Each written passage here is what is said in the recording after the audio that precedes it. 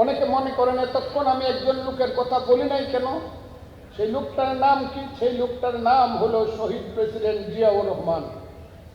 সেই যে উনি 27শে মার্চ 1971 সনে ঘোষণা করেছিলেন প্রথম নিজের নামে, কথাটা আপনারা লিখে রাখছেন, আপনাদেরকে ধন্যবাদ। একটা হাততালি দেন না, আমি আপনাদেরকে ধন্যবাদ দিতে চাই। আপনারা লিখে রেখেছেন প্রথমে উনি নিজের নামে, I major Zia do hereby declare the independence of Bangladesh.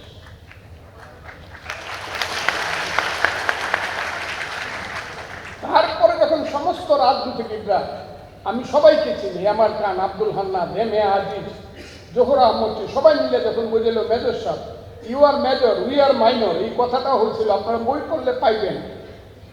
এখানে একটু গ্যাপ হয়ে গেছে। আপনার তো পাবলিক এন্ডোর্সমেন্ট নাই, এন্ডোর্সমেন্ট চাইলে তো বঙ্গবন্ধু। তখন উনি বলি ইয়েস ঠিক আছে, ওনার লেখা পড়েন। যে লেখাটা পড়ার জন্য বললেন আমাদের প্রধানমন্ত্রী, যে প্রধানমন্ত্রী এখন দেশকে আলোকিত করছেন, তার নাম জনাব তারেক রহমান।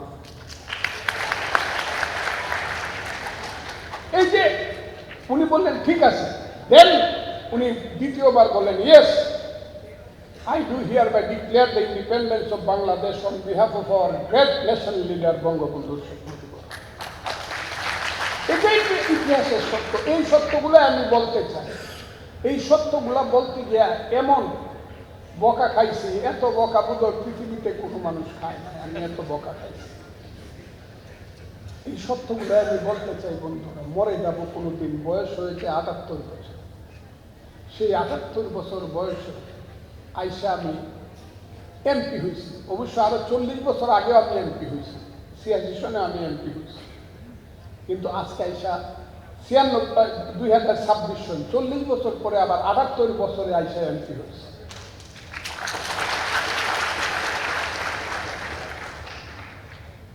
আদম যখন পৃথিবীতে আসছিল, এটা কিন্তু কথাটা ইতিহাসের কথা না, উপাখ্যানের কথা। আদম যখন পৃথিবীতে আসছিল, পৃথিবীর বয়স তখন ওই 400 কোটি বছর হয়ে গেছে। পৃথিবী তখন আদমরে বলছিল, আদম তুমি তো আসলা, কিন্তু তুমি আমার বৃদ্ধ বয়সে আসলা। আমারও অনেক সময় মনে হয় এমপি তো হইলাম, কিন্তু আমি হইলাম বৃদ্ধ বয়সে। আমি এখন আর রাজপথে আপনাদের মতো মিছিল করতে পারবো না, চলবে চলবে চলবে চলবে, দিতে হবে। কিন্তু আমার অভিজ্ঞতা লব্ধ যে জ্ঞান, যে জ্ঞান দিয়ে, জ্ঞান বলবো না, অভিজ্ঞতা, আমার যে অভিজ্ঞতা দিয়ে আমি কথা বলি, যে কথা বললে মানুষ প্রথমে বলে, প্রফেসর সাহেব বলে আমি ফজলুর রহমান বলল কি, প্রিন্সিপাল সাহেব বলে ফজলুর রহমান বলল কি, আমার দল বলে ফজলুর রহমান বলল কি, আমার রিজভী সাহেব দস্তখত দিয়া বলে, যদিও উনি দস্তখত আদেশে দিয়া বলে ফজলুর রহমানকে 3 মাসের জন্য স্থগিত করা হলো তার মেম্বারশিপ। তারাই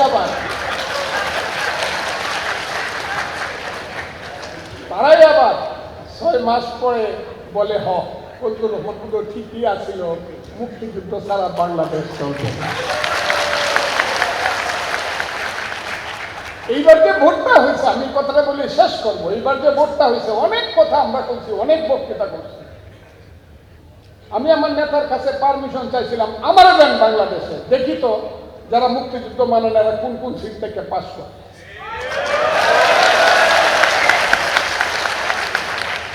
এবং আমি চ্যালেঞ্জ করছিলাম যে ঢাকা, ময়মনসিংহ এবং সিলেট, এইখানে যে 102টা সিট আছে, একটা সিটেও জামাত পাস করে না, বা স্বাধীনতা বিরোধীরা।